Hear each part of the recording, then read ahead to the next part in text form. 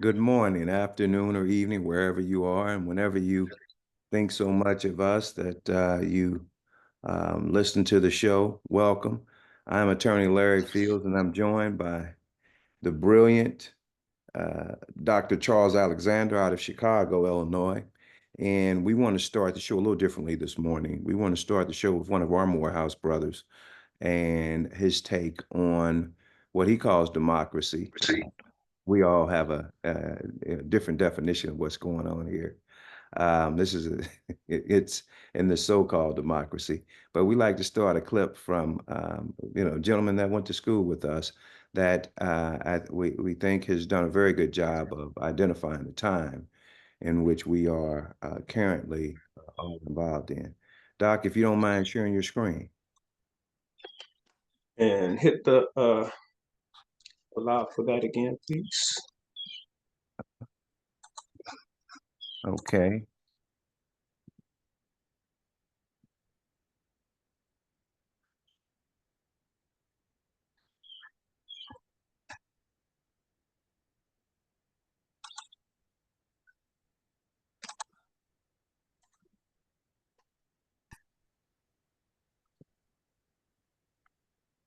I was watching a debate. Yeah, I kind of felt the same way when I was watching the debate, the way some of you all just responded. But God placed something on my heart that I would like to share with everyone here and those who are online with us today. Politicians never do the right thing unless a moral witness, a prophetic wing, or an ethical enclave stand before them and demand change. Abraham Lincoln did not free the slaves because he felt like it, but he was forced into glory by the moral witness of the likes of Frederick Douglass. FDR did not create the New Deal because it was a good idea, but he was forced into glory by the moral witness of people who demanded action during the Great Depression. Lyndon Baines Johnson did not sign the Civil Rights Bill and the Civil Rights Act because it was a nice idea, but he was forced into glory by the work of Martin Luther King Jr., John Lewis, and Fannie Lou Hamer, and others. Unfortunately, in our American political system, candidates and parties are beholden to special interests. But never forget, we the people have power. We the people, Black people, kissed by nature's son, have power. We have power in our vote. We have power in organizing. We have power with our pocketbook. We have power with our voice, and we have spiritual power connected to our faith. Black people have historically saved America.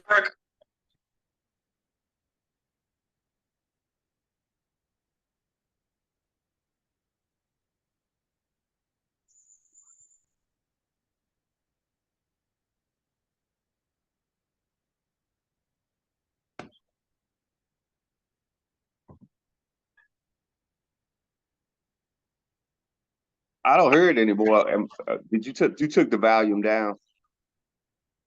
I cannot support any vision. You can vote for whoever you want to, but I cannot support any vision that speaks to making America great again, because my conscience and my soul tell me when a person states America with the past tense language was great, I must speak up and say, what year are you talking about? Was it before I could vote? Or was it a year I was considered nothing more as chattel? Was it a year when women did not have the right to vote? Or was it the year before unions had been organized? I cannot support anyone's false nostalgia of white supremacy. I believe democracy is on the ballot. For some, and I understand it, the only issue is the horror, tragedy, pain, and destruction of human thriving in the occupied territory we call Gaza. For others, it is Gaza, the Congo, the Sudan, and Haiti. But I say to us all, we must look at all issues, foreign and domestic. For the question before us is, what will this country be? Not for our children, not for our grandchildren, but for our great grandchildren. We must, as a church, and when I speak of the church. I said we must, as a church, the Black church collectively, not churches that just have Black people in them. I'm talking about the Black church of Frederick Douglass, the Black church of Harriet Tubman, the Black church of W.E.B. Du Bois and the souls of Black folk, the Black church of A. Philip Randolph, the Black church of Ida B. Wells, the Black church of Ella Baker, the Black church of James Lawson, the Black church of Willie Barrow, the Black church of Jesse Jackson, the Black church of Jeremiah Wright, the Black church of James Cone, and the Black church of Martin Luther King Jr. The question for us today, since democracy is on the ballot, is will we stand up for the 295,000 people who die as a result of poverty every year? The question for us today, since democracy is on the ballot, is will we speak for the 87 million people who are uninsured in this nation? The question for us today, since democracy is on the ballot, will we stand up for people such as members in this congregation who have to decide whether to pay their rent or purchase prescription drugs? The question for us today, since democracy is on the ballot, will we stand with our union sisters and brothers who are under attack by corporations who want to outlaw unions? For those who do not know, unions ended child labor. Unions created the 40-hour work week. Unions created the 8-hour work day. Unions provided unemployment benefits, workers' compensation, and your retirement benefits. That is because of the work of unions. The question for us today, since democracy is on the ballot, will we fight for HBCUs? They are being attacked across this nation, where conservative legislatures want the land that is our historically Black colleges sit upon. They are coming after North Carolina A&T. They're coming after North Carolina Central University. They're coming after Florida A&M. They're coming after Alabama A&M, Jackson State, Albany State, Fort Valley Southern, any state institution that is a historically Black college. Since democracy is on the ballot, will women, let me say it again, will women, not men, will women, not men, but will women have the autonomy to make medical decisions about their body, and will people of faith be present to offer compassion, love, prayer, and support regardless of their decision? Will we fight to ensure that every returning citizen has full citizenship rights after they've served their time in prison? Since democracy is on the ballot, will we seek to abolish the penal system of incarceration that is destroying our community? Since democracy is on the ballot, will we vote to protect our right to vote across this nation? Conservative legislators are passing laws to restrict voting rights and gerrymandering districts to dilute Black political power. Since democracy is on the ballot, will we fight to protect this planet as we are seeing the effects of climate change right in Chicago? Since democracy is on the ballot, you must know there are 46 judicial appointments the next president will make that will reshape voting rights, unionization, homelessness, and even possibly law historically Black colleges. Since democracy is on the ballot, I'm not a one-issue voter, but I'm a voter who votes to protect Black issues. Since democracy is on the ballot, I'm asking today, right now, everyone in this village, if you are a registered voter, if you are an organizer, if you are part of a union, if you lead a block club, if you are a local activist, it's time for us to get together as a community and collectively as a church and do what our ancestors have done generation after generation and save this nation from itself. Democracy is on the ballot.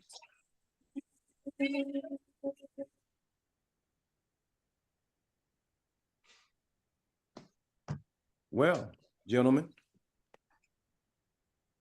whatever we call this, the political wheel or axe that we are subject to, it is on the ballot. What are your thoughts?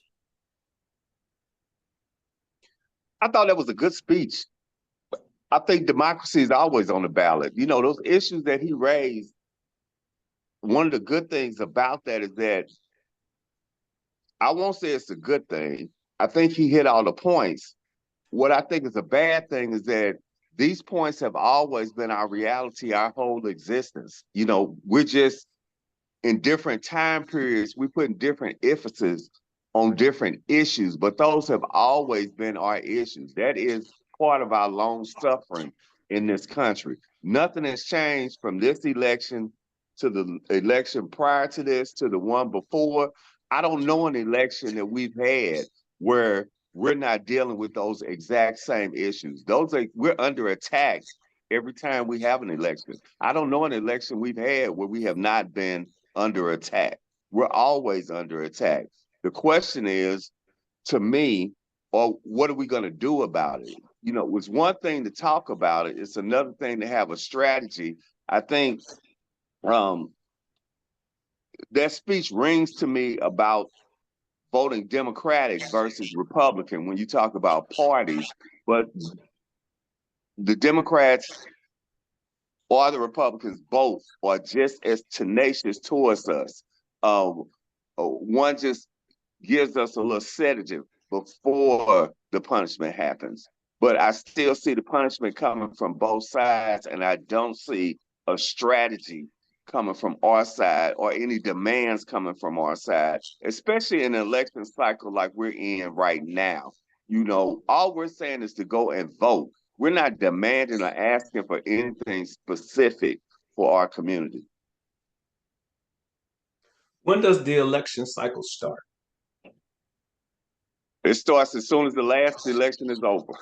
Correct. So, and that's it. And so, today, today is the birthday of Randall Robinson, and so for folks who don't know who Randall Robinson was, these political activists, social political activists,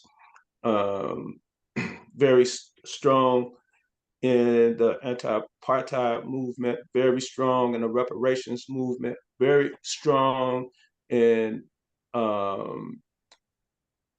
every movement that served to meet the best interests of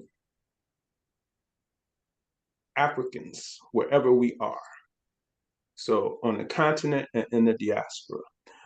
But what he said, Jerryl, is exactly what you just said. He said that democracy requires that if you who don't like the outcome of elections,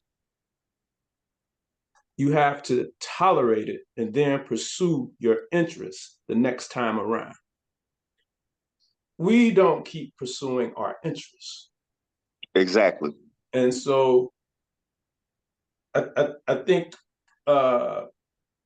Pastor Moss's statements are great, but how long he been saying that?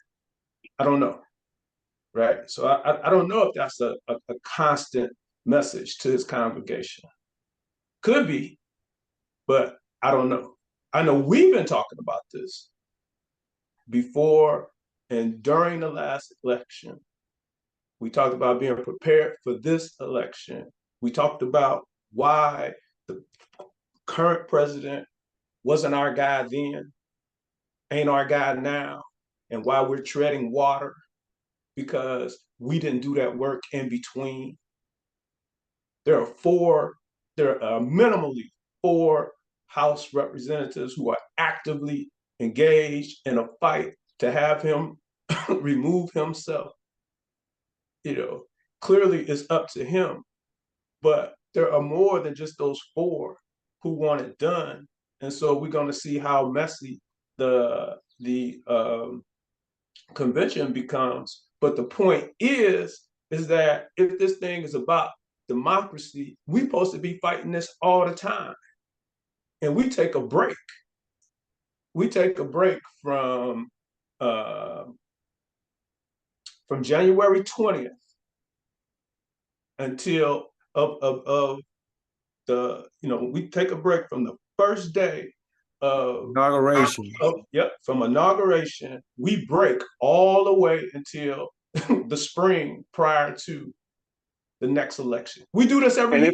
if I could just add this, Dr. Alexander, is also because I have worked in politics quite a bit, you know, running for office myself, working on campaigns at both the local and the national level. One thing that bothers me is that I know that money starts to get spread around at this time. So you start to hear a lot of people, and I'm not saying that the pastor is getting paid, but what I am saying is that there is a lot of money that starts to get spread around during this time period, and you start to see a lot of individuals talking the same language about democracy is on the ballot and what we need to do about unions and these other interests because they are being paid to do this. There are people that are being paid out here to do this. I could be paid right now. If I wanted to be paid to go out here and advocate right now on behalf of the Democratic Party, I could be getting a check right now from now until November. And there are people that know this, that are engaged in politics on a regular basis, and they are getting checks right now, which is why you see a upkick, especially in our community, because we are so susceptible because of our condition. So we are always susceptible to taking the money, unfortunately. And the money does come during this time period. And a lot of people depend on that money because they know that money is coming. And to that point, like just this week, NBA radio started running Joe Biden commercials. They ain't never ran Joe Biden commercial. And so and I don't necessarily begrudge it if you know if it's a paid gig, but why you start now?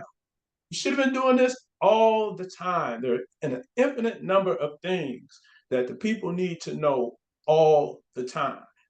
Because the other problem for us is that, you know, if we're even aware that there's something going on that we should be concerned about, we tend to think of these things sequentially as opposed to all of these things occurring, you know, they're concurrent, right? And so we get distracted by, you know, one or two things, and then there's a whole bunch of other stuff going on. And so if you're going to have people speaking, then speak all the time. Let's consistently work toward having um, a an educated voting population, right? And so, um, for example, um, Project 2025, this thing ain't new. The Heritage Foundation has been pumping this for years. It ain't secret. We be trying to act like they, you know, we always be trying to come up with this to kind of justify our slow movement or our ignorance. Otherwise, they scheming again. It's not no scheme. They got a website. They be, they be on TV. They buy space. They talk about this all the time. And what do they say that I absolutely agree about? It ain't about the candidate. It's about the platform. Right? Now they got a crazy platform that don't apply to us whatsoever. But guess what? That's their platform regardless. We don't do that. Regardless of wins.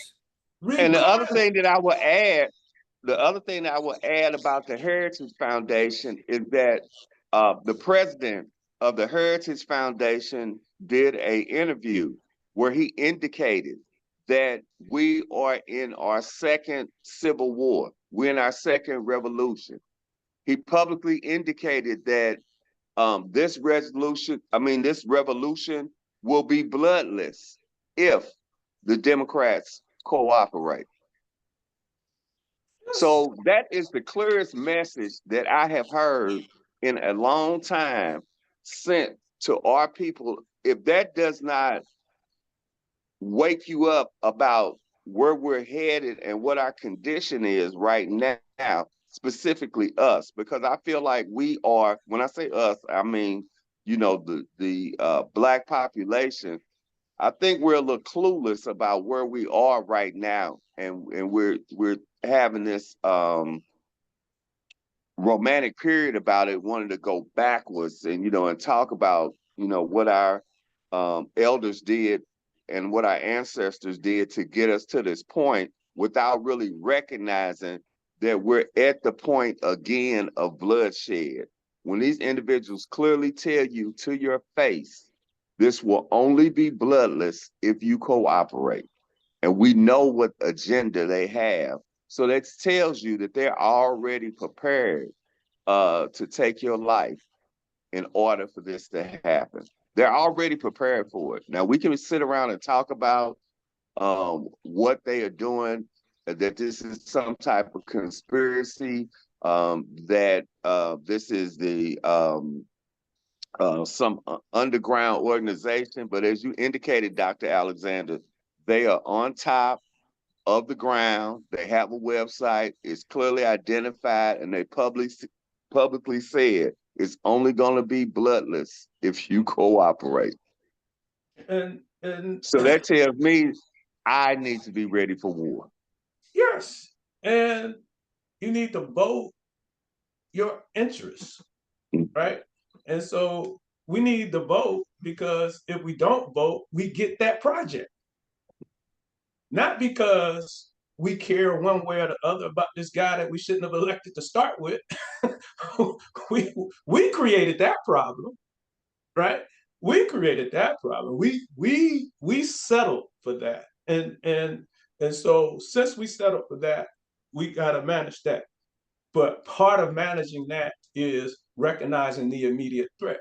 And so we keep saying, oh, Donald Trump's the, no, that project is the immediate threat, because that's their agenda regardless.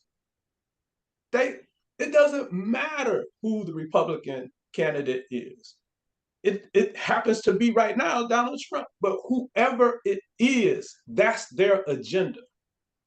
And if we don't meet and resist that that urge and that surge, then we will ultimately only have ourselves to blame. But again, it's we misunderstand what it is that we're seeing.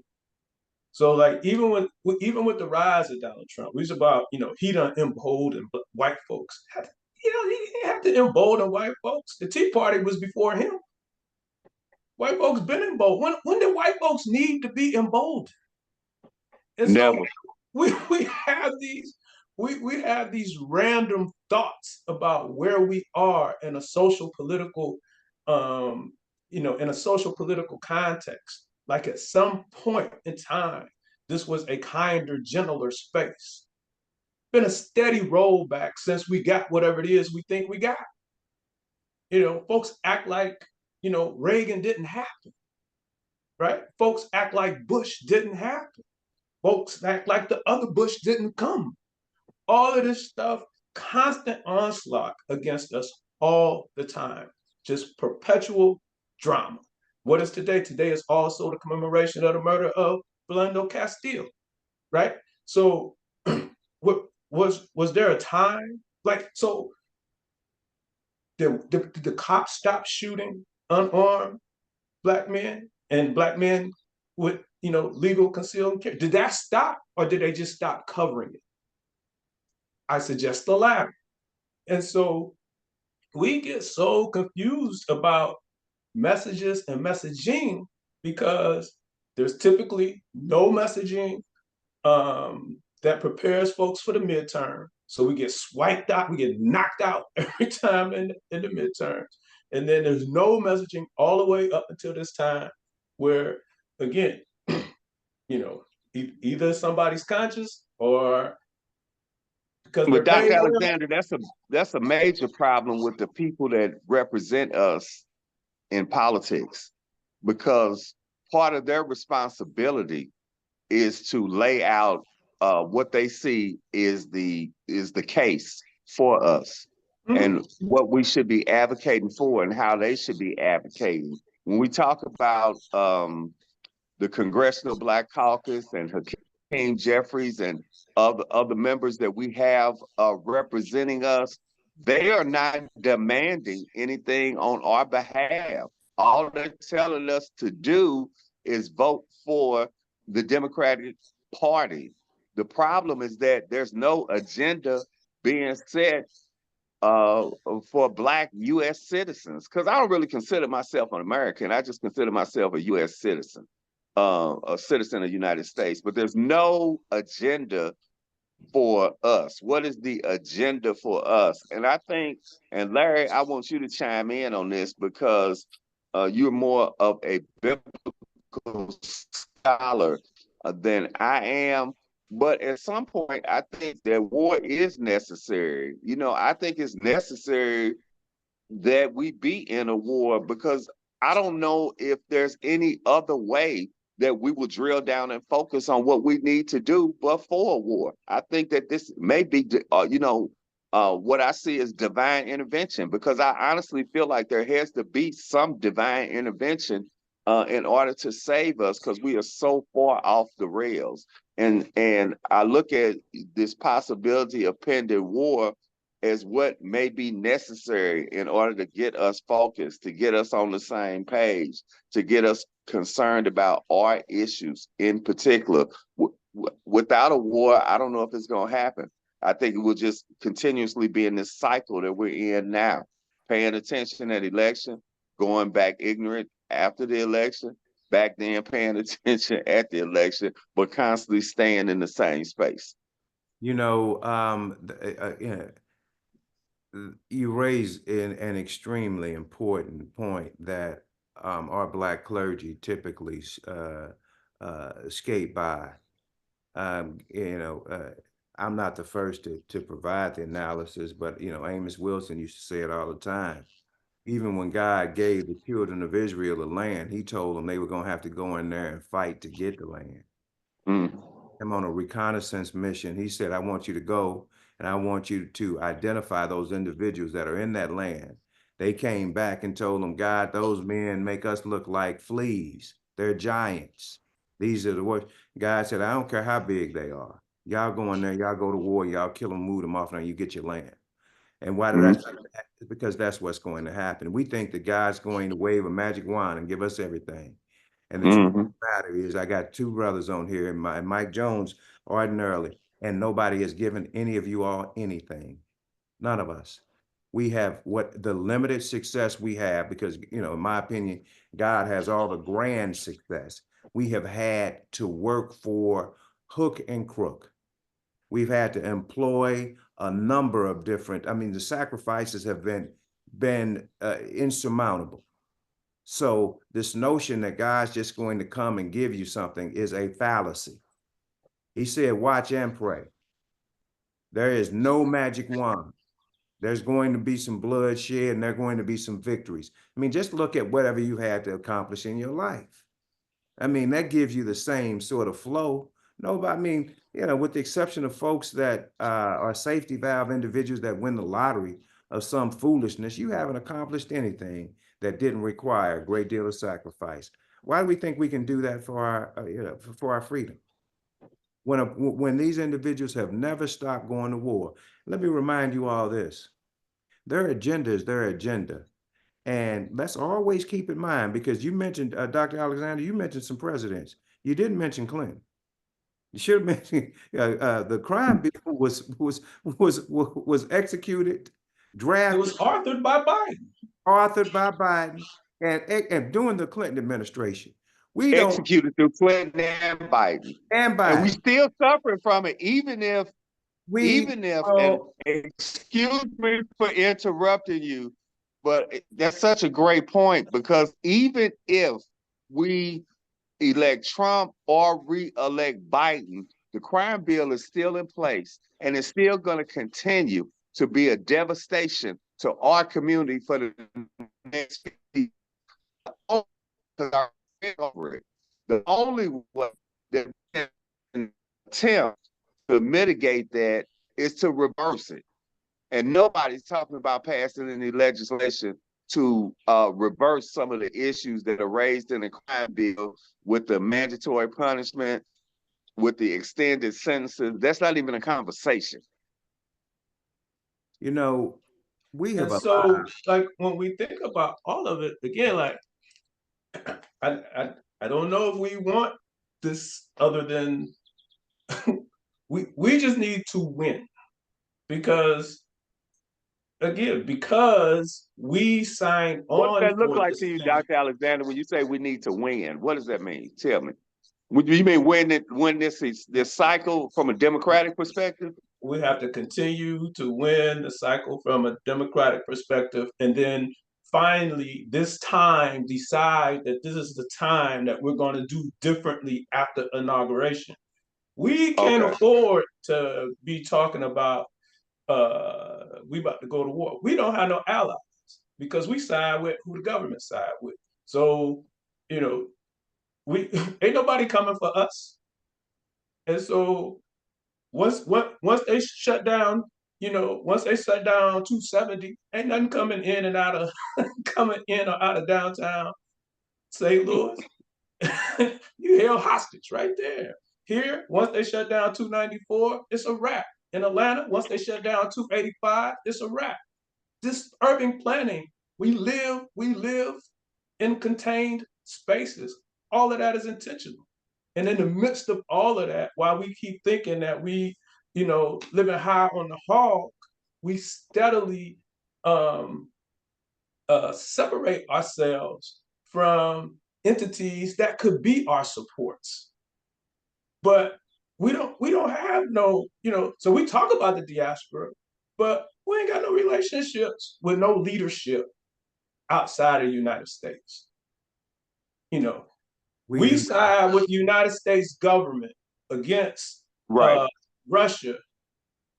Russia has funded more more battles against colonialism than anybody. Russia and Cuba, and we don't, and we are ambivalent to say the least about both of them, right? And so we are. That's the way we've been trained, because that other part that you're talking about, we have not been educated on that.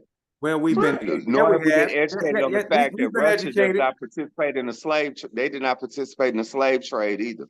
Yeah, we've been educated. We've been educated to be ignorant on it. We've been inculcated with ignorance on that because what Russia and Cuba managed to do, that the vast majority of countries that the United States have opposed, they managed to keep a national identity that rejects the gaslighting of the West. Look at what the United States has done to us. They've criminalized being Black. Mm-hmm. It is a crime to be Black. Therefore, if I criminalize being Black, anything I do to you is justified. So, and on top of that, anything you get, you earn is because of my benevolence. They've done that to Africa as well. Right. And that's what I was going to say. They criminalize being African, not just Black. They've done it to criminalize being Africa as African. well. So when I go in and I take civility to you, as I steal all of your resources and colonize you, and I give you a form of Christianity that's going to further colonize you, I win. Right. And and it's which is another form of war. That is it's a fundamental war. And so what we are doing here, when you talk about our representatives that are, so-called representatives, they just want to be invited to the congressional cafeteria. The table. They just want to be invited to the congressional cafeteria. And they are not asserting themselves at all. At all. And the last thing in the world they're doing is asserting anything on our behalf. So, we're allowing them to do that too. We have to take full responsibility for that, because we are allowing, not only are we allowing them to do it, these other entities that we belong to, we are allowing them to do the same thing also. Because we just want to be left alone. We just want to be left alone. We just want to be a member. We just want to get along. You That's understand what it. I'm saying? Because it's not just at the legislative level. It's it's our churches that we are attending. They're doing the same thing. Our professional organizations, our Black professional organizations are doing the same thing. We just want to be we have this longing to just want to be accepted and just be there, but not take a position or ruffle any feathers. And that's where the problem lies. We have this lack of desire to control our own destiny, and that's what's problematic. Yes, it is. Dr. Alexander, I see you. I see the wheels turning. So always a couple of thoughts. And so, so again, like we were talking about Russia and Jerryl, I also like your your statement, like they don't criminalize us, they criminalize people of African descent. They criminalize Africa, period. It's like, and so if we go back, and again, we are missing, we're miseducated, misinformed, whatever. Patrice Lumumba, he sought to establish diplomatic relationship with the United States. United States said no. He went to Russia. They assassinated him. He came to the United States first. Nkrumah sought to establish, political diplomatic relationships with the United States. United States said no. He went to Russia. They overthrew him. That's this thing, right? And who did they put in there? Mobutu, who they controlled until they had him exiled. And that's exactly the way. And they tell us about, and so then they use the puppeteer, they use the puppets that they put in place, to scare us from Africa. Because they use those puppets, they tell us the puppets are tyrants, right? And dictators, but they on the CIA payroll. Exactly. Right? And so over here, they're telling us, blah, blah, blah, blah, blah, blah, blah. So we disengage from the continent. So we get nothing. We get nothing. We have no allies. Same thing in the Caribbean. We have no allies. We're scared. They played on Mbutu. We're scared. We were scared when Maurice Bishop was down in Grenada. We were scared of that. We're scared. We're scared of Castro. We were scared. We are scared because white people say that that socialism and communism is the devil, and we internalize that, and in so doing, separate ourselves from all sorts of options. Literally, the rest of the world, we separate ourselves from, because the United States looks at these other places crazy. And so then we end up in this situation where we have people making very, very overt threats, saying that they're coming for us if the Democrats don't agree. And we don't have a means to legitimately protect ourselves, because we will see them shut down things the way they shut down things, because that's what they can do, and so. But I think since a war is coming, Dr. Alexander, what we have to do is start preparing our people for it, because we're going to suffer the But the most. war going to be here in January.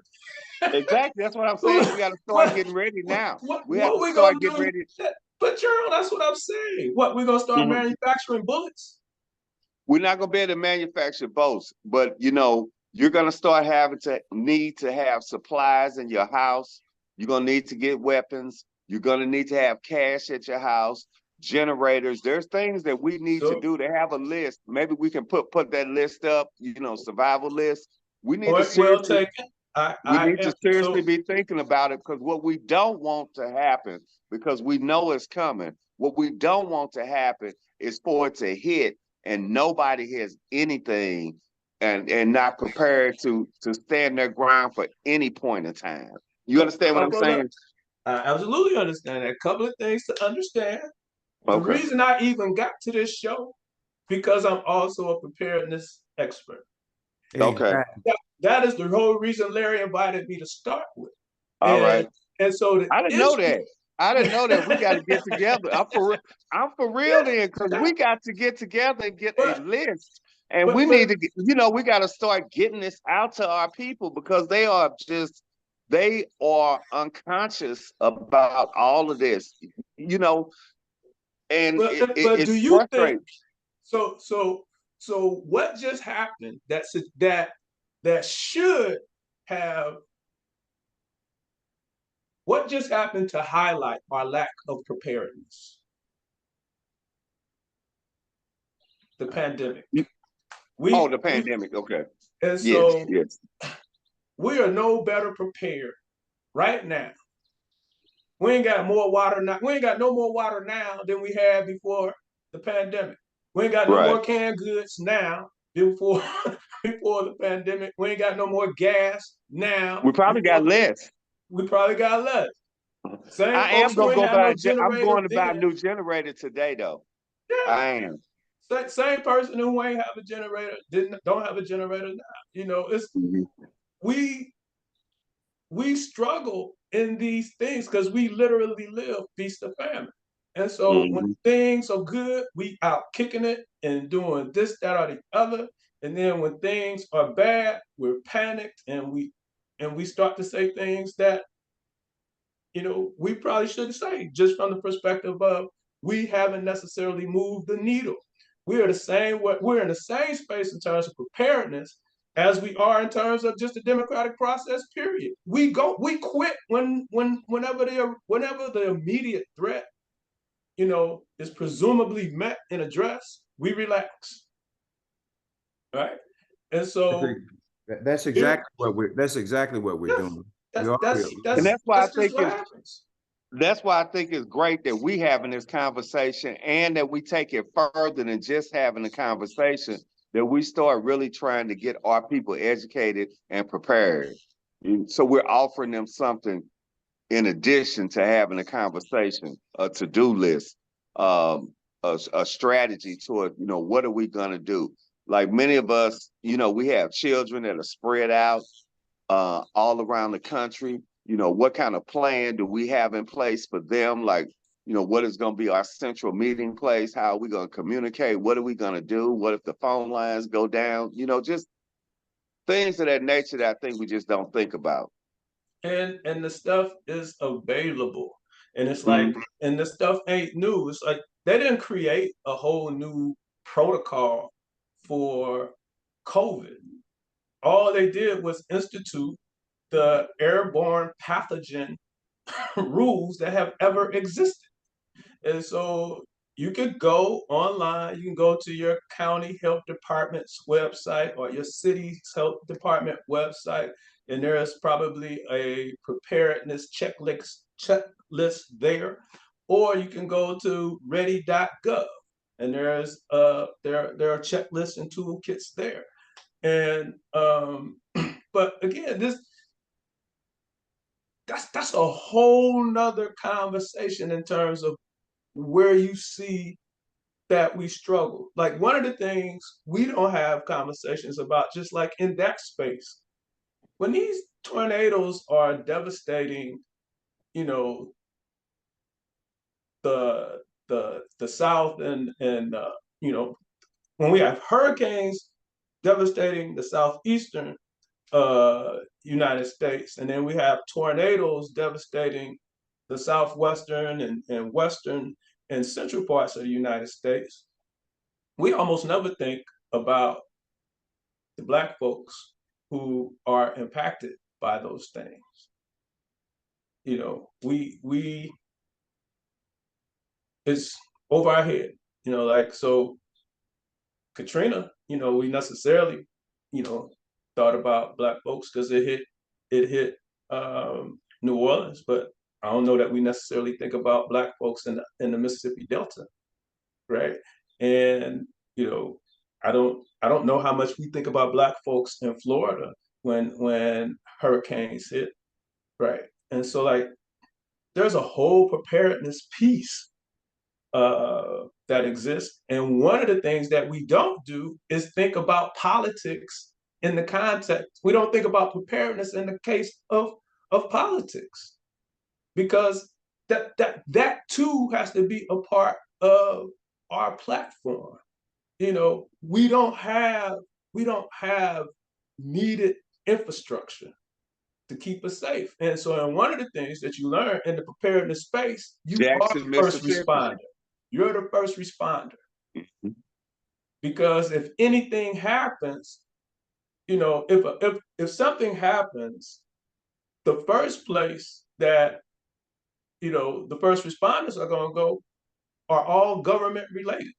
They're going to secure, the municipality, the city, or whatever. If it's a fire at your house and it's a fire at the courthouse, they're gonna go put the fire out at the courthouse. They're not coming for you. And so that's how we got to think about this thing, that all of these issues are related.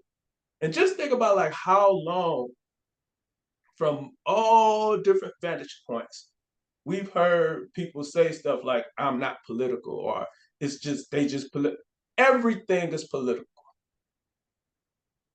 Everything, you can't have that. The conversation about access and distribution of resources is a political conversation. And if you say you're not political and you say you're checking out on the process, then you're just saying you're gonna be broke and without. You literally gonna be disenfranchised.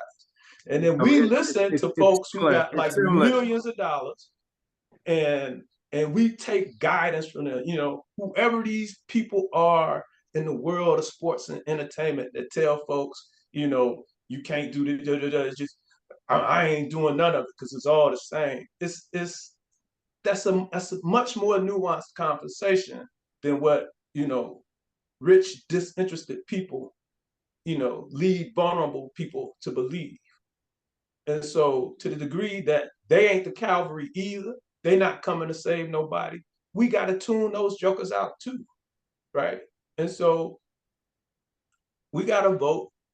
We got to vote what we know to be our interest. And what we know is that there's nothing on the Republican side that's in our interest. And whatever our interests are, to the degree that we even have entree into the Democratic Party, that's where we got to do our work. Clearly, they treat us the same, but at least we have entree. And so there's some level of work that we should be able to do in that space. Definitely at the local level. Of course, the national level continues to be a challenge, but even there, we need to do a better job of knowing what it is that we're seeing and not seeing. One of the things you notice, like, I don't even know the last time that guy mentioned student loan forgiveness. That's because it's an utter failure too.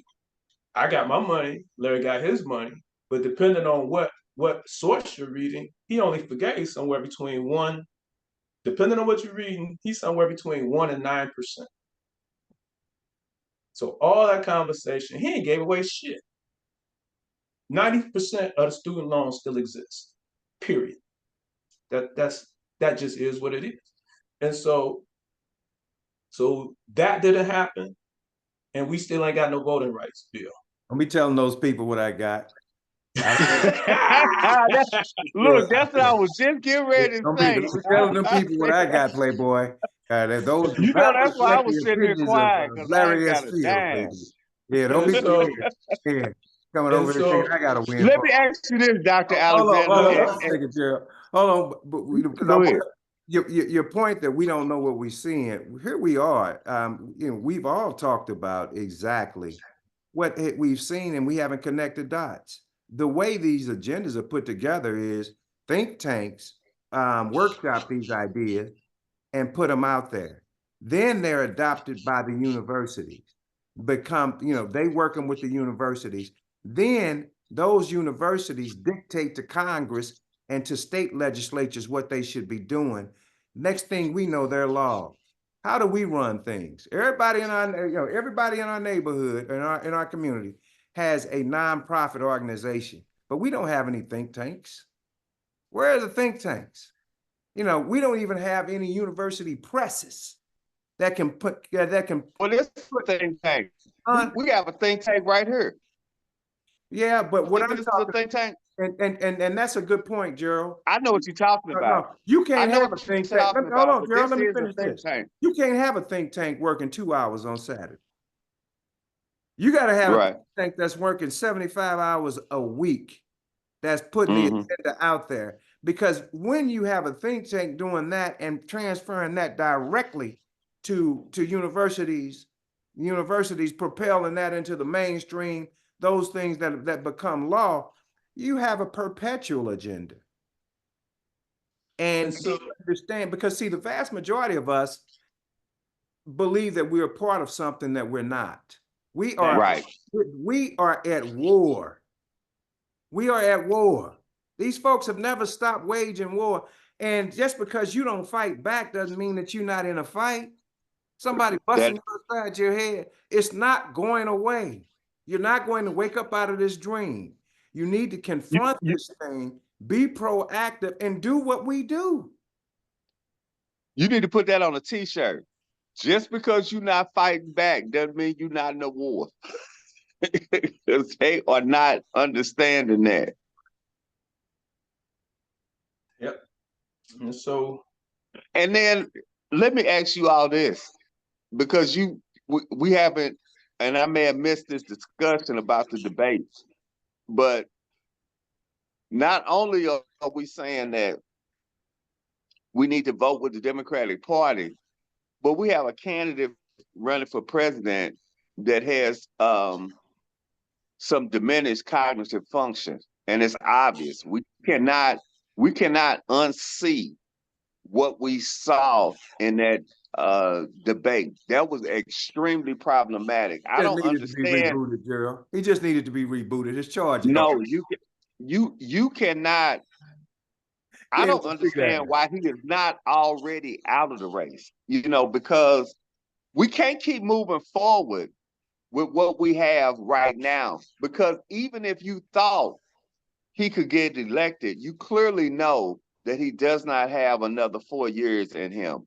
I don't know how much time or what his ability is, but that's a major problem right now that the Democratic Party needs to identify and come up with a solution before we get any further, before we have another major issue, because I feel like we got another issue coming at any minute.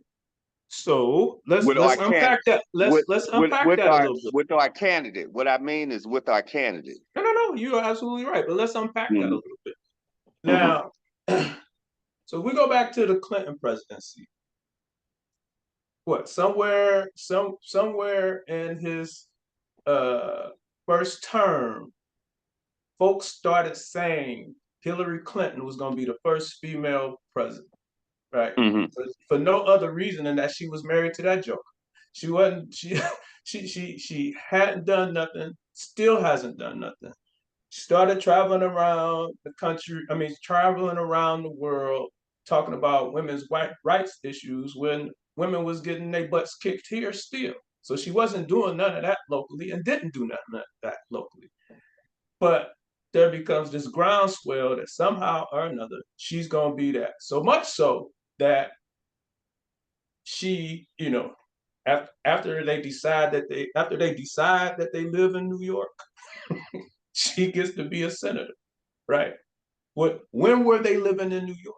Like when did that start, right? So she they go to New York and somehow or another she becomes a senator. Why? Because she's going to be the first female president, right? But what happens?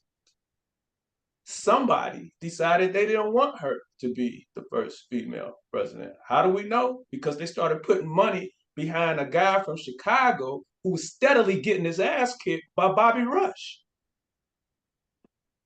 Barack wasn't winning here. Right. A whole bunch of stuff had to happen in order for him to ascend. And most of that is that somebody in those Ivy League spaces pegged that joker from way back when. And In one so, of those think tanks Larry's talking about. And so there was always a group of people in, whether they were in the party proper or if they were one of the special interest groups who was, kind of planning for that. Because if it's one thing, so what we know is that they like the idea of a black man president more than they like the idea as a white woman. That's ultimately kind of what that means. And so he jumps line. He ultimately gets to be the president. And when that happens, what happens? There are no more, you know, there are no more real candidates, right? So two things happen. They say he can beat her, but he can't really be elected unless he got, he needs some white guy that can reach across the aisle. So who do they get? The three-time loser. Now, I don't know how he gets to be the vice president, right? He quit in 88 and got his butt kicked in 08, but somehow or another, he's viable as a vice president. So we get through that. Because Barack upsets the apple cart, the vice president, they tell him to stand down. He don't even get to run for the presidency because it's been promised to Hillary Clinton. What kind of democracy is that? The Black Congressional Caucus signs on for all of that foolishness, right? And so we get limited choices because of the DNC and special interests. Those are spaces where we need to work. And it starts with just having these kind of conversations, because some Negro needs to think that Barack magically did this, right? And so she runs a failed campaign for no other reason than because she don't care about people no way, because she's a shitty candidate. And she thought she was entitled to it, so she ain't put in no work. He came, kicked her tail, and that was that. And let me add, Doc, what she did internationally as a thug, as it still has an impact. You talk about impacting generations, killing Gaddafi. Anybody Destabilize Africa. and destabilize Africa with an ongoing plan. They worked the 1948 Berlin Plan to the letter, starting, and it's never stopped. And we have got to wake up. We need to understand what these buzzwords are. When they label a dictator in a country as communist, that's a buzzword that's an individual that's for those people that will keep the Western front from taking advantage of those individuals. That's not, that should not be the boogeyman to us. We've got to wake up, man. We are in an existential period where we still fail to look at the games that are being played. You want to go back to the Bible, and I'm going to use something my man Amos Wilson quotes all the time. Rich man, Jesus had a conversation with the rich man. Rich man asked Jesus, what do I need to do to make it to heaven? Rich man Jesus told him, man, give away your money and follow me. The rich man told him, well, is there anything else I can do? Because I'm not giving that money up. That's where we are today. Nobody's giving that money up, and we continue to think that we're going to engage in a power sharing agreement with these individuals who have systematically divided the globe for their best interest and to make everyone else subservient. We have lost it. We got to wake up, man. It can't be no power sharing. How are we gonna share what's theirs? That's what I'm saying. We ain't got nothing to share. Which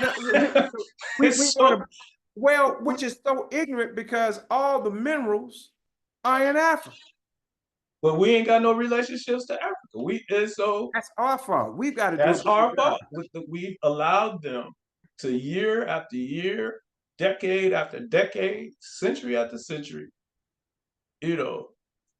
confuse us with regard to who we are, and that's on us. And so say that you can't skim over that. That is an integral part of our problem. That's self-identification. That's the reason Cuba and Russia exist today are for two reasons. Number one is that they know who they are and they have not been gaslit. Because if you were They don't Catholic, take it. you would have allowed those people to come in and impose their religion on you, and and their ways on you. And your culture. National agenda would have been given away. Yep. And so, and that's the exact point. I think you're right on point, and that's where we are right now. And especially for us, meaning us on this phone call, where where we are as far as our age, where we are as far as our level of intelligence. I think that is the task that we have before us, is how do we move in that direction? Because one of the things that you quickly realize when you get to Africa, one is that you are African. Two, that all the resources in Africa are being exploited to prop up these other nations and are not being used in Africa. And number three, Africa has to unite. Africa has to unite, and part of Africa uniting, a key role in that, and we need to be engaged in the unification of continent and be an part of working to see that happen. Jerryl, Because that is really the key. Jerryl, The I'm key glad is Jerryl, I'm glad Africa you being said that. united. Let me tell the audience, Jerryl just got back from an extended trip in Africa, and we want to talk about that. And Jerryl, please take some time to go into depth on that, if you would. Sorry for the interruption, but I just wanted to preface that. I just want to say, the minute that there are issues on the continent, without a doubt, there are serious infrastructure issues, there are poverty issues, but there is so much promise on the continent. Even after all the exploitation, there is still a tremendous amount of resources, tremendous amount of people that want to work to make this a better world. But we have a significant disconnect. For many of us, especially for many of us in America, we have been everywhere before we've actually been to Africa, which is because of the way that we have been socialized in this country and the way we've been taught to be so separated from Africa. But, we are Africans. We are clearly Africans that are just in the United States. That's why I say I'm not American. I'm a U.S. citizen. I was stolen from where I was originally designed and brought here to this country in order to build this country. And that is the thing that is so remarkable, is because we birthed this country. This country would not exist the way it does today without the labor that came from the Africans. But it is clear that we're the first people on this earth. We come from the continent that still has the most resources on the planet, but those resources are not being used for Africa. They're being used to power the U.S. They're being used to power Great Britain. They're being used to power France and all these other nations, and we are being exploited. And we don't have a concept of that, mainly because we run around here thinking we're Americans and we're part of this U.S. system, which we are not. We need to be united with our people in Africa, because there's so much work that we could be doing over there to move not only our people forward, but to move the continent forward and really to get us in a better position to take over the world, because we have the ability when we come together to take over the world, because united, we are the richest continent on the planet.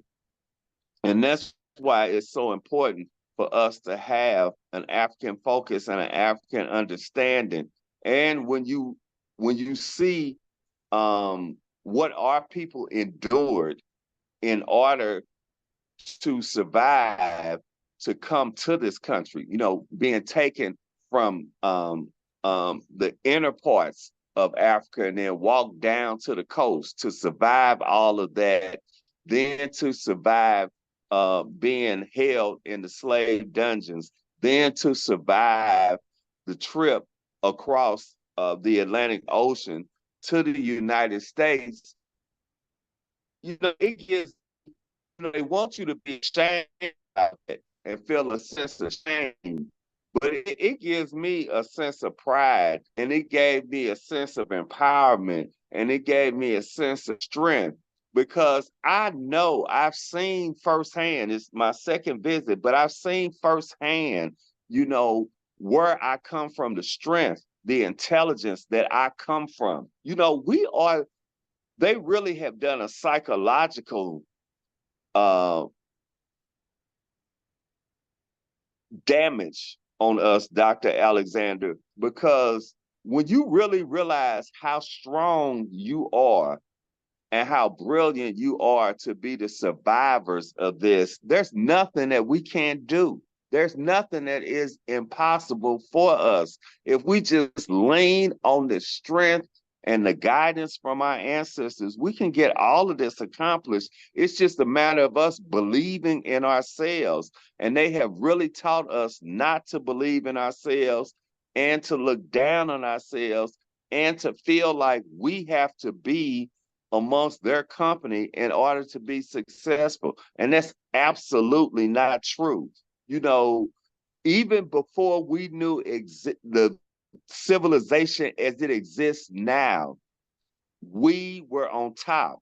We were doctors, we were scientists, we were mathematicians, we were architects. We have been doing this before we started recording time as we know it. And even when you go back to when we started recording time as you know it, we were still on top. When you look at this time period that we're in now, say what, 1619 or whatever to 2024, we're only talking about 400 years, this time period that we're in now, in the whole spectrum of the time period that we have been on top of this earth and what we have been doing in this world.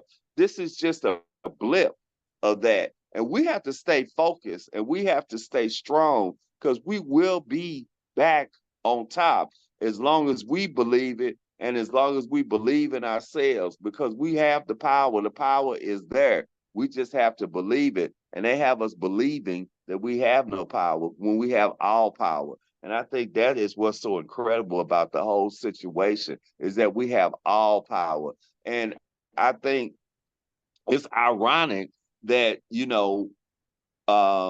our ancestors came here and now we're part of the real solution with bringing it all back together. I think that is some part of some type of divine intervention, Larry, that, ultimately, in order to make this work, we are the missing piece of the puzzle. It is, that timepiece is one that we've really got to get our arms around. The Egyptian dynasties had intermediary periods of 200 years. Right. We are prisoners of the moment. And that is something that has occurred in our generation, where we become prisoners of the moment. We don't look 50, 100, 150, 200 years in the advance, before nor afterwards, when in fact, scientists will tell you that the stardust that are in our DNA are billions of years old, which means each and every one of your ancestors is in your DNA right now. And so all of those that went through the door of no return, Jerryl, and before, so don't talk to me about 1690 for real. I mean, and I know there are people that I'm just giving you that as just I'm not talking. point. I'm not saying in a sense. Okay. This is a general conversation. This is a general because we've had that conversation here. And I think Doc brings up some very, very important points. And, with respect to the recency of who we are now from 1690 forward. But I think there are some things that are before then that have to be put into the calculus as well. So, Jerryl, I think you brought that back, all that home beautifully.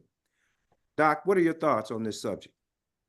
I think any opportunity that people have to go back to the continent. You gotta go, you gotta experience it. You gotta you gotta see it for yourself. And for that matter, you know, if you can't get back to the continent, then go to South Carolina. If you can't, You what you talking about going to Geechee land? you know, if you can't get back to the I'm continent, sorry, Gullah land, Gullah country. go down to Mobile, Alabama. If you can't get to the continent, go down to the Mississippi Delta.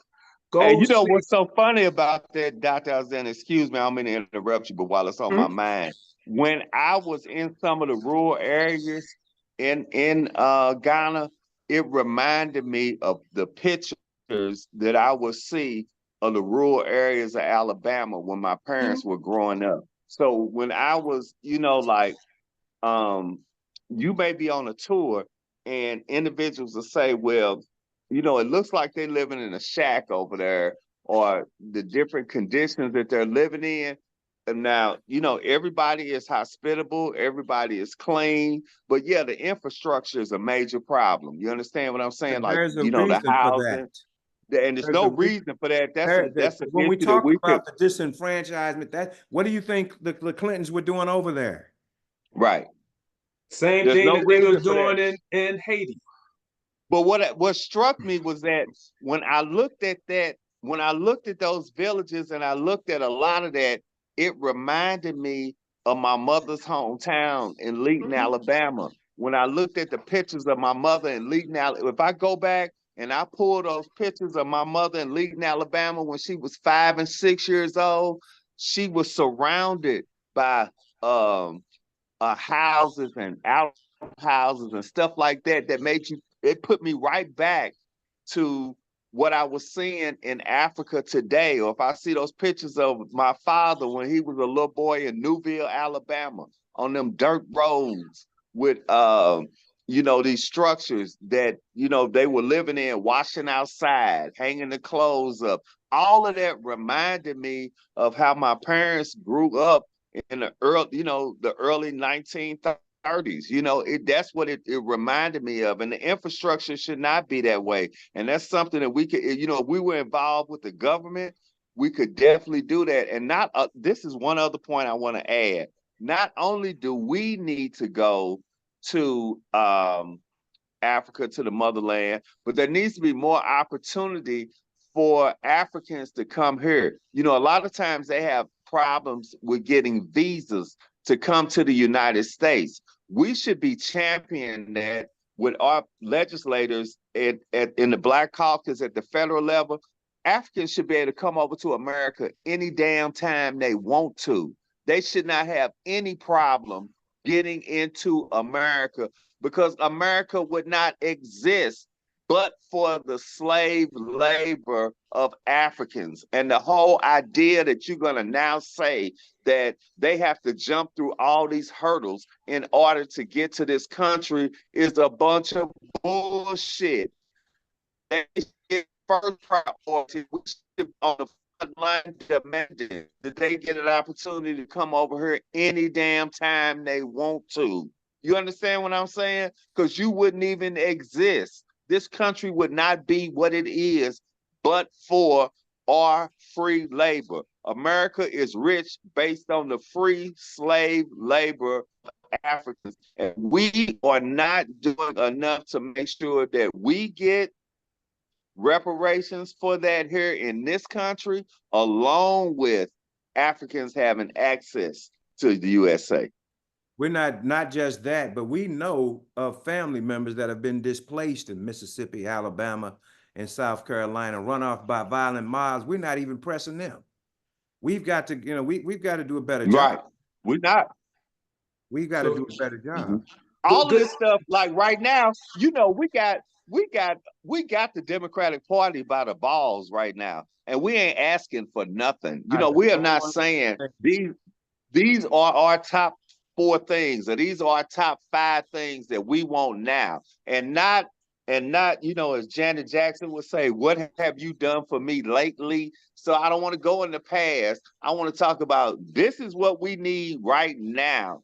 in order for us to get on this train, especially because you want us to get on this train and you got the captain of the train ain't even fully cognizant. And we know that. And I've been talking to people off the record that are in DC, and they said this is just not a one-timer with the president. This is how he is on a regular basis now. And another thing that you know that is different about it, and I know from the time that I worked in the Senate, when you have to staff a member, is this: if you doing something, Dr. Alexander or Larry, if they say that you're running for an office and they say you can't ride a bike or you fall off a bike on Sunday, on Monday, Tuesday, Wednesday, Thursday, and Friday, you're gonna see you on a bike every day of the week. Riding after Willies. that. I'm gonna be on Willies.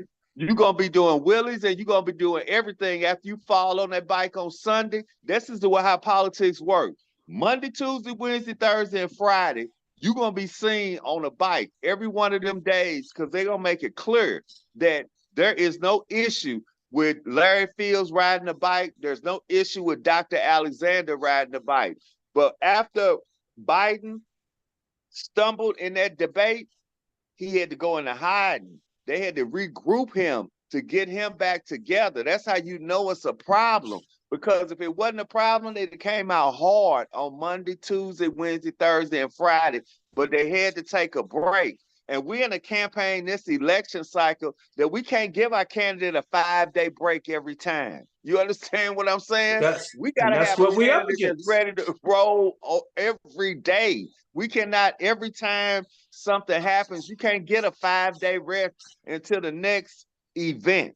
You understand? We can't keep soft rolling it out, because it's not going to work like that. And you're going to lose, you're going to steadily continue to lose people, not to mention, we just one incident away from it all being, if he have a slip and fall or anything of that nature, because they watch it every move he makes, every word he says. That's where we at right now. You can't have any kind of slip up. And the whole idea that you think we can go from now to November like that, that is not going to happen. No. Not with what we're dealing with right now. Now, maybe we had a different individual, but with the individual we dealing with right now, you have to come to realization that he's moved into a different stage of life at his age. That's right. But again, this whole thing shows we get the leadership that we deserve. And so, again, we then end up with him because she lost, and it was determined that only person that could beat Trump was another old white man who could allegedly reach across the thing. In order to get us excited, he says he's gonna select VP Harris. Again, why we sign on for that other than the symbolism? She wasn't even competitive in the primaries. We didn't vote for her in the primaries. And so you got to figure that into the calculus. Can you comment on that right now? Because that's the controversy right now. If you would comment on that, the controversy right now is, should she be bypassed? What effect would that have on the Black woman's vote in the Democratic Party? The money is tied to her because it was the Biden-Harris campaign, or should it be some type of open convention in Chicago, your hometown? I think it's gonna get hot there in Chicago. So comment on that, please. I think it should be some kind of open thing, because that is a part of the issue. I mean, because we act like for the past 2 years, there was already a conversation. Should he pick another running mate? That was a conversation before now. And so, but again, we sign on for the symbolism. If Black folks, if people, not just Black folks, if people didn't want Hillary Clinton to be the president, what make people think that there's this parallel universe where there's a stomach for VP Harris as the president? They're not just voting no. They're people who are not interested right now aren't just saying no to him. They saying no to him and her. And we had more than enough time to generate legitimate candidates. But that's not what the DNC wants. And I think that other piece, we gotta just be more nuanced in this thing. Like, I don't think that we had the Democratic Party by the balls. I think the DNC, I think the National Committee makes decisions along with the special interests, regardless of what we say or want. That is clear. And so, I mean, we if we could do what we said we could do, we probably wouldn't be here, and we probably wouldn't settle for what we settled for. We you know we You correct. You you know correct. We could have them by the balls we if we were probably could. focused, Yes, but yes. we don't. You absolutely right. And You're so absolutely right. And and that's so what I mean. We could. We yeah. could. So if you look at so like everything that he's done, the Republicans have literally been able to mobilize their people on. When the Republicans talk about, they say stuff like, we don't need an activist court. Meanwhile, the court works in their favor in that regard. When they talk about Extremely extremism, activist. they talk about the stuff that whatever Biden does is viewed as extremism. Selecting Harris, that was extremist. Selecting attorney how do you say her name? Sister Brown. That is extremist. Those are things that they use to run against. You want to be extreme, pick one with a black spouse. And that would be a little more There extreme. you go. There you go. but we a black spouse and two black parents. We keep signing on for those things, and we don't necessarily get we're not getting anything for that. And in this particular case, with other than the we fact go for the symbolism. I think we go for the right. symbolism. We go for the symbolism. There's nothing that we necessarily get in terms of security from having Harris, because they don't want her anyway. Mm-hmm. So he did that for us. We voted. But how do we really benefit from that other than to be able to say that she's there? Right? And so halfway through the presidency, halfway through the first term, they was already talking about she needed to be replaced. And so now here we are right now. Part of the but they said she's Dr. Alexander. They said she's polling better now. Since the abortion issue came up, that she found her voice, and she has really been polling much better since we hit that Roe v. Wade period. I just want to comment on that too. We'll see how that works. But the whole term, they've hit her. You only see her at White House lawn events. We see her doing random things at the White House and at her own house.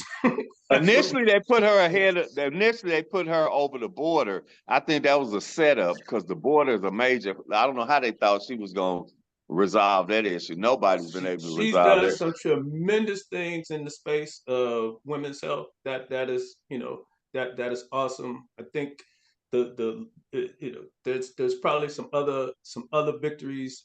Whatever kind of monies have gone to the HBCUs, I would figure that she was able to, make that happen.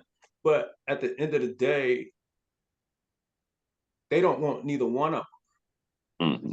And so center leaning Democrats and independents don't want neither one of them. And so there's the struggle. And then we say we want them both, but we know they both inferior candidates. Mm-hmm. Yeah, because we are afraid we like the symbolism. It's hard for us. We're afraid of the unknown. Understand. We're certainly afraid of the unknown. But Jerryl, to one of your points about us not asking for things, I can tell you there was a time out of undergrad I thought that I wanted to own car dealerships. So I've always been big on practicums, and I went and worked at this was before law school. In between, law school and Pitney Bowes and Amoco Oil, I went and worked at car dealerships. And what I've found is that when you don't think very much of your credit, as Black people don't, they never do, no matter how good it is, you don't ask for much. So we always end up with bad deals on unless somebody on the inside is advocating for us. That's how we are here. We have internalized the actual narrative associated with being Black in this country and in Africa. And we expect so little.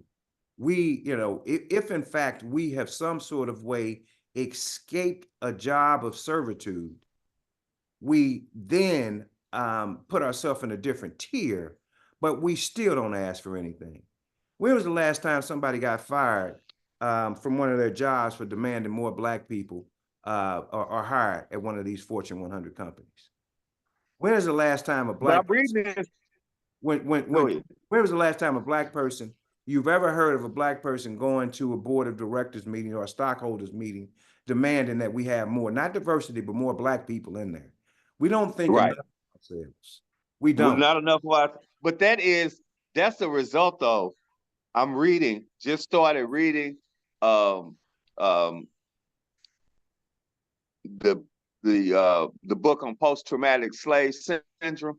Oh yeah. And that's I understand clearly what you're saying, Larry, but we also, when we think about all of this, we have to think about the side effects. There are, for real, Dr. Alexander chime in, there are real side effects of being oppressed, which causes us to think this way. And we have to rethink, and we have to really talk about the trauma that we have been under that causes us to think the way you bringing this up, Larry. It's not that we naturally want to think this way, or that is our natural state to think in. It's a result of the trauma that we have sustained. But we have come far enough along now. We know how to read. It's not illegal to teach us how to read. We know how to understand now. So we can start dealing with this. We can recognize this as a real issue. I do. I suffer from post-traumatic slave syndrome. I know it. As I'm reading through the book, you can see it. The only issue I have with that book, the only issue is that it says post, because we're dealing with it right now. I mean, yeah, what they saying is post. It's not over. It's not over. It's ongoing.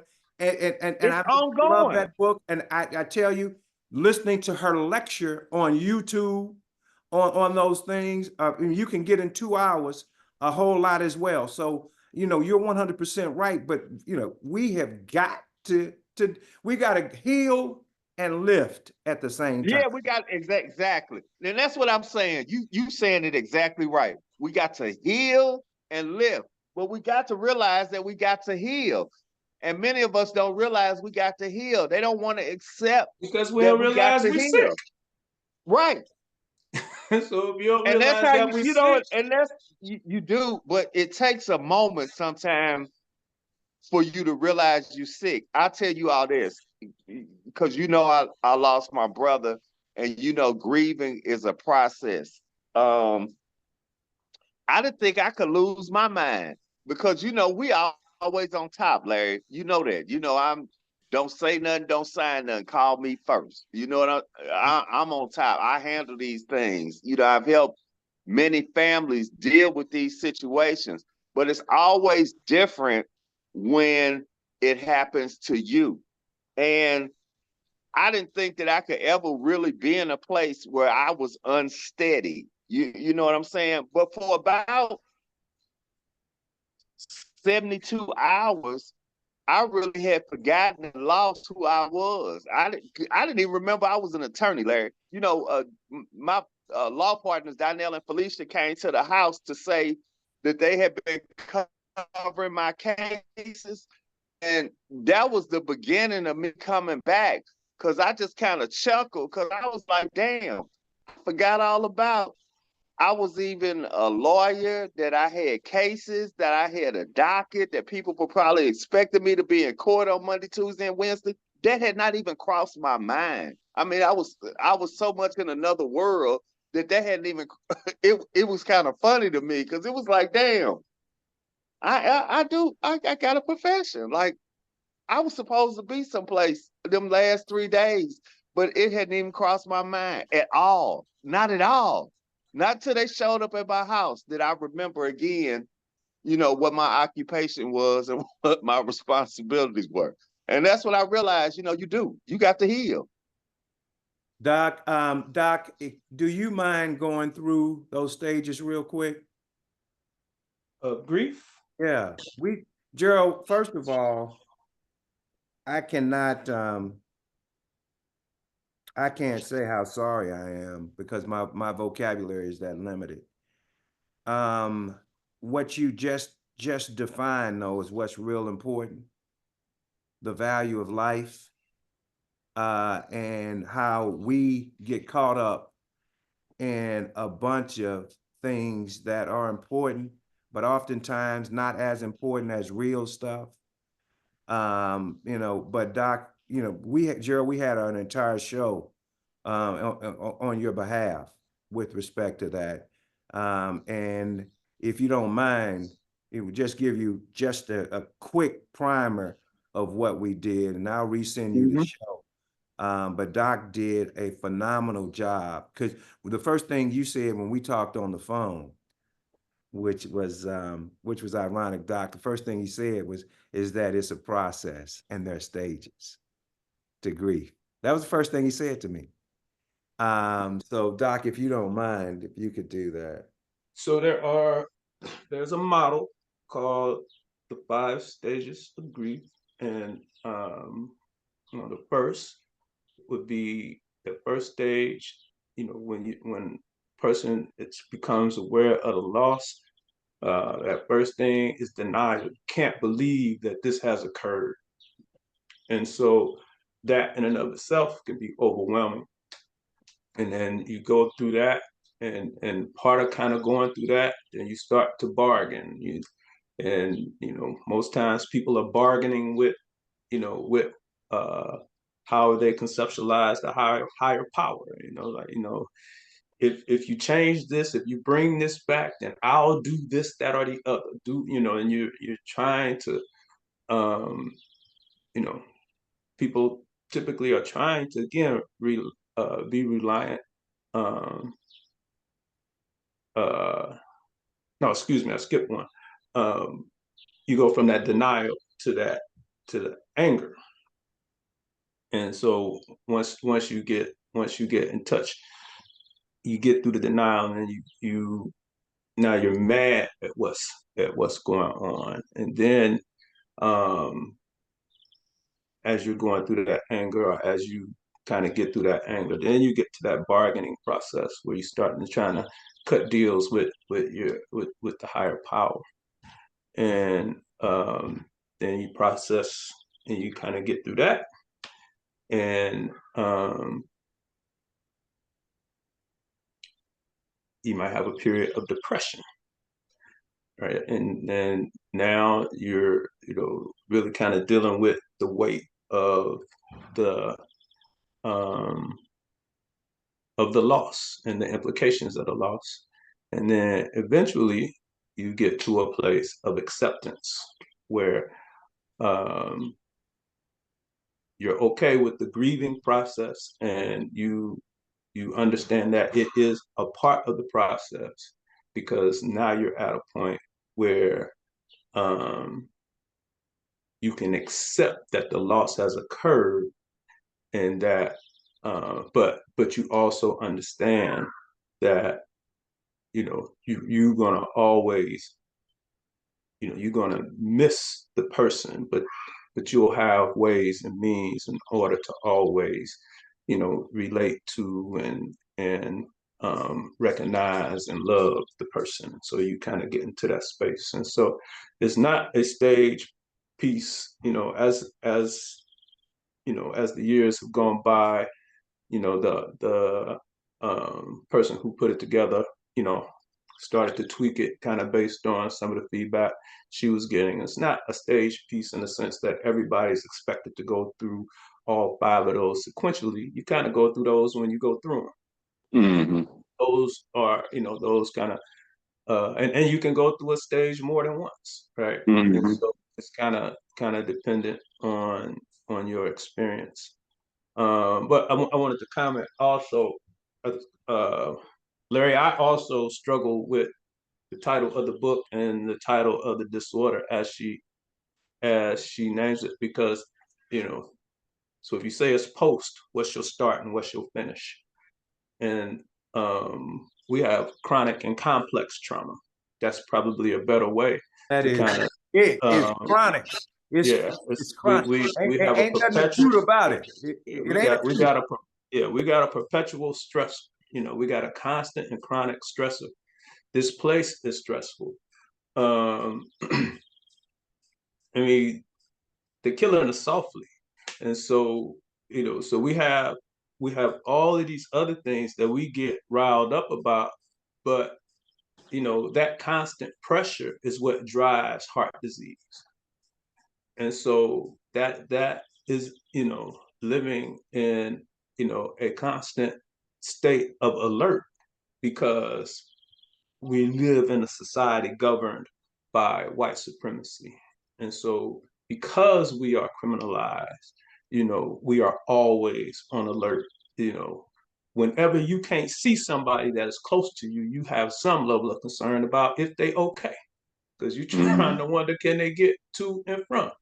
Right. And so whether it is law enforcement or whether it's the streets, right? And so then we got folks then talking about, well, we just doing it to ourselves. Well, no, we ain't just doing No. it to Oh, ourselves, Doc, because please tell them that.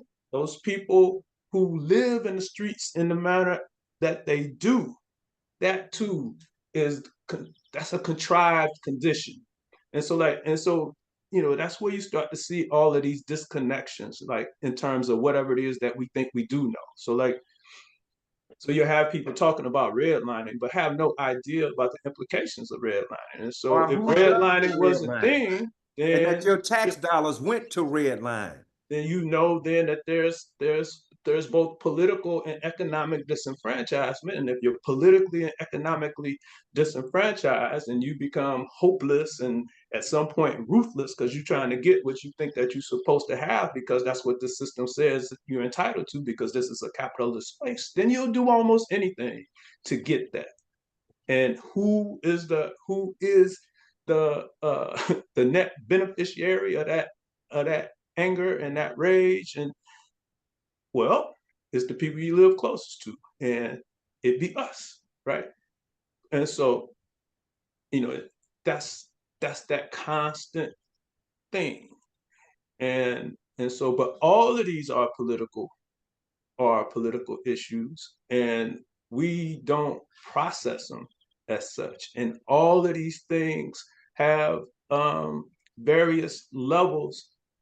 All of these things at various levels, um, require a preparedness approach. And so, and the better prepared we are for whatever it is that we could possibly prepare for, the less anxiety we'll have, and and and probably you know less trauma, right? And we can kind of stay in a space of grief when necessary, right? So like we could have kind of that grief period that you're supposed to have when you have loss, um, and you kind of get through that period and then you be all right. But like even when we lose loved ones, the things that kind of bubble up, a lot of times they're not even just about the loss. It's all of these other complications that can be involved in it, that ultimately turn that loss and that initial pain into like a traumatic event that just kind of lasts and lasts and lasts. And so, but we have to know all of these things and think about all these things and really just get the appreciation that there's nothing in our life that is not politically determined. And if we could take that perspective, then we of our own volition will work harder in this space and quit waiting on keys from paid mouthpieces. You know, that's like the question, the other question that's similar to that. You remember in that CAP class when Benny Mack asked us to name something that wasn't related to business in this country? You remember that question? And how we came up with all these different issues and we couldn't find one. Couldn't find one. And politics is the exact same. Because you know what, folks? Business does run politics. What do you think Citizens United was about? What do you so what in our lifetime, what personal individual rights have been jeopardized from an external source from the United States that would require our army to go somewhere and fight? When has anyone said that capitalism is wrong? We're going to come to the United States to impose socialism on you. Not once. None. So why do we make the most weapons of anyone in the world? More than like the next 10 combined. To combine. It's to pursue our business interests. Or not, I shouldn't, it's the interest of the businesses of the United States. The Trilateral Convention had absolutely, the Trilateral Organization has absolutely no foundation in morality. None. But they got business interests. They got geopolitical interests. Let's learn the game, folks. It's out there. Yes. And you know, we literally have to get in where we can fit in. And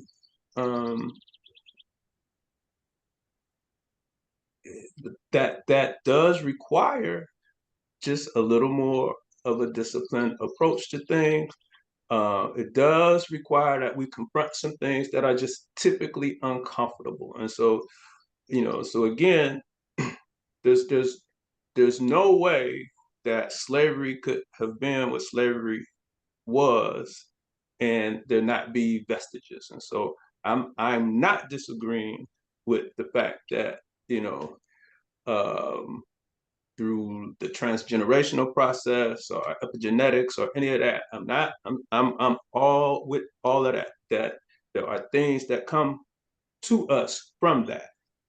But there has never been an interruption in that thing. It has just morphed in terms of what the violence that has been perpetrated against us has looked like. And so we have to live with it.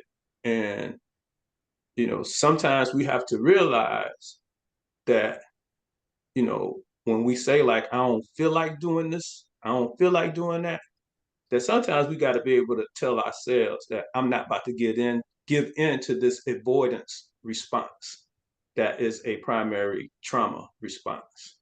You know, so when it get a little difficult, I'm just going, I don't think sometimes we got to lean in. That's part of how you get through it, right? You know, but, you know, a lot of times that, you know, we avoid and then we even find justification to avoid, because we'll say stuff like, in the midst of the onslaught, well, I know who sits on the throne.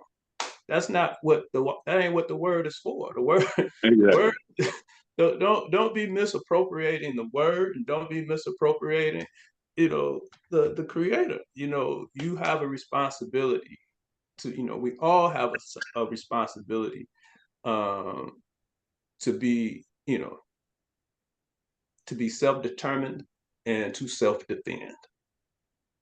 That is the only way you can stay. That's the only way you can live. Come on, man.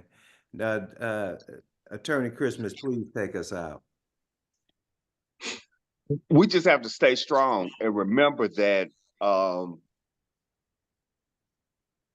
we have to really zone in on our inner strength and know that it is our inner strength that has gotten us to where we are today, that has allowed us to survive, that has allowed us to prosper, and that In no shape, form, or fashion should we ever be ashamed of what we've gone through and how we arrived here in this country, because we're here for a reason. We are here for a reason. We survived this for a reason. We are at this point in time for a reason, because we are the ones with the best ability to turn this around. We have the strength, we have the power, we have the knowledge, and to a certain extent right now, we have the wealth. It's just a matter of us coming together collectively and working collectively. It's one of the main principles from Kwanzaa, collective work and responsibility. It is our responsibility to make our brothers and sisters' problems our problems and work together to solve them. I thought about, when I was in Ghana, with as many issues as they have, with as many things going on, Ghana probably only has, in Accra, they probably only have about, that's the capital of Ghana, they probably only have 3 homicides in an entire year. They have much larger population than we have in the city. They have different levels of poverty, but they're not killing each other. You will see individuals get into heated arguments. Very rarely will you even see them fight, but definitely you will not see it lead to the deaths. And we really have to get a good understanding of ourselves, have a better understanding of caring for each other, and a better understanding of tolerance as we try to move our community forward. But we can and we will move forward. And, this is not the end for us, and it will not be the end, and it has never been. Throughout civilization and throughout time, we have always been the leaders. We continue and we will continue to be. This is just a short period on the whole continuation of time. And we have to do the best we can with the time that we have to continue to move our people forward. Well, that sums it up, brother. Doc, I think your closing arguments were just as strong. And I just want to say I love you, brothers. And I thank you all for listening. And, if it's God's will, we'll see you next week. Ready.gov. Say it again, Doc. Ready.gov. Ready. We got to get that plan. We got to get that plan.